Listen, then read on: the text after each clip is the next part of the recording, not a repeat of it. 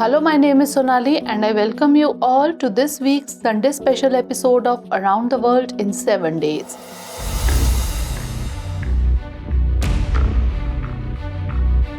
Almost with every passing day, we learn of new developments on the Russia-Ukraine crisis. It has been more than a year since the crisis started in February last year, but it has not yet reached a conclusive end. However, during this time, there has been a lot of debates on which country is on which side. While some countries have made their stand clear, some countries are still not able to decide properly which camp they should support, and South Africa is one of them.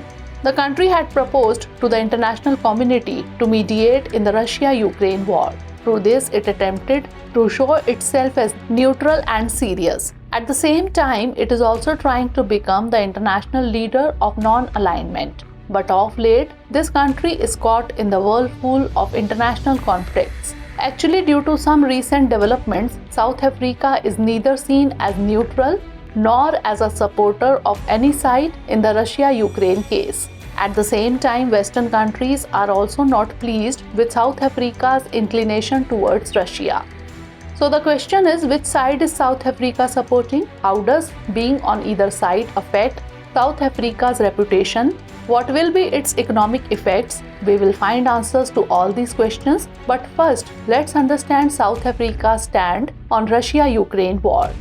When Russia invaded Ukraine, South Africa's initial response was to ask Russia to withdraw its forces immediately. But soon there was a change in its stance. When it came to criticizing the Russian government at the United Nations, South Africa refrained from it. In this way, it adopted a policy of keeping itself neutral and not taking sides. However, in due course of the time, South Africa's many actions and statements posed a question mark on its neutral stance. South Africa hosted Russian naval exercises about a year after the start of the Russia-Ukraine war. It was a joint naval exercise between Russia, China, and South Africa. Western countries had sharply criticized it.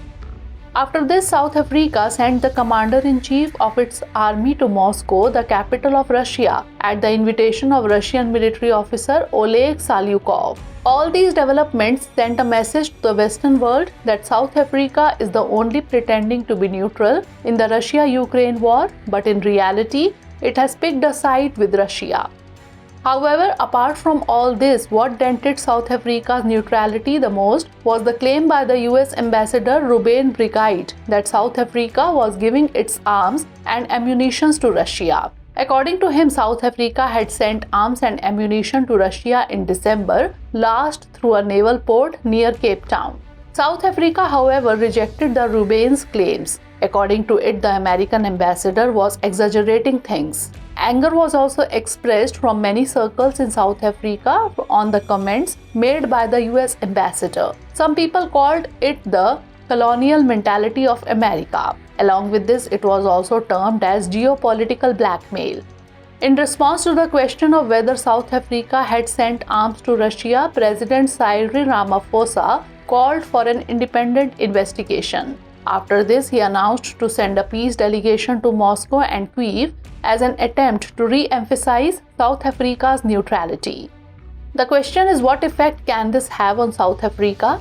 In fact, following these allegations, the South African currency rand declined sharply against the US dollar. At the same time, the Ramaphosa government is also concerned about the loss of foreign investment and foreign trade deals. All this is coming at a time when South Africa is already grappling with a poor energy system, unemployment, and crumbling infrastructure.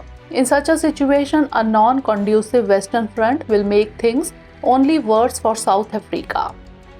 On top of all that, South Africa is also facing diplomatic complications. The Ramaphosa government is in a dilemma whether to go ahead with an invitation to President Vladimir Putin to come to South Africa for the BRICS summit in August. ICC, that is the International Criminal Court, had issued an international arrest warrant against Putin and ordered his arrest. As such, if Putin were to come to South Africa, the government would be legally bound to arrest him. This is because South Africa is a member of the ICC with a rich heritage of supporting international criminal justice instruments. It is also a founding member of ICC. If experts are to be believed, if Putin comes to South Africa and he is not arrested, it will be a serious blow to the Western countries. Therefore, they may instead show a wider response. This will depreciate the South African currency. Hence, it is rumored in the international political circles that South Africa is looking for a way to avoid hosting Putin, to avoid any such tricky situation. It is also being speculated that it may hand over the hosting of BRICS summit to some other country. Overall, South Africa's reputation is at stake due to several reasons, and it is trying its best to save it. But it is also true that although South Africa is denying its stand in favor of Russia on Ukraine issue, but despite this, it will not go against Russia at all. This is because the present political party in power in South Africa is considered to be friendly to Russia. In addition, the sentiments of the South African public are also attached to Russia. Russia, that is Soviet Union of that time, is the country which gave its support and cooperation in the liberation movements in South Africa. The Soviet Union actively opposed apartheid in South Africa. Also, the exiled agitators from here were allowed to live and study in Moscow. Thus, many of South Africa's top leaders have decades-long ties with Russia. Therefore, whether South Africa will oblige to Western world is certainly doubtful. Now it is turn for this program's Sunday special episode in which we will talk about some other important international news. In the past, Iran unveiled the supersonic ballistic missile Fateh. According to Iran's media reports, before hitting its target, its launch area is about 1400 kilometers and its speed can be up to 15 Mach. It is also being claimed that no missile defense system in the world can compete with it. At a time when the world is already witnessing a war, this step of Iran could create a new tension in the relations between USA and Iran. Relations with Iran are already on a tightrope after the USA pulled out of the nuclear deal in 2018, and it is moving closer to the China-Russia camp. Recently, under the mediation of China, Iran has also extended a hand of friendship towards its age-old enemy Saudi Arabia.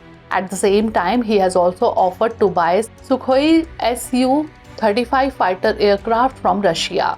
However, unlike its earlier steps, Iran has not threatened the West this time, but has described it as necessary for lasting peace and security.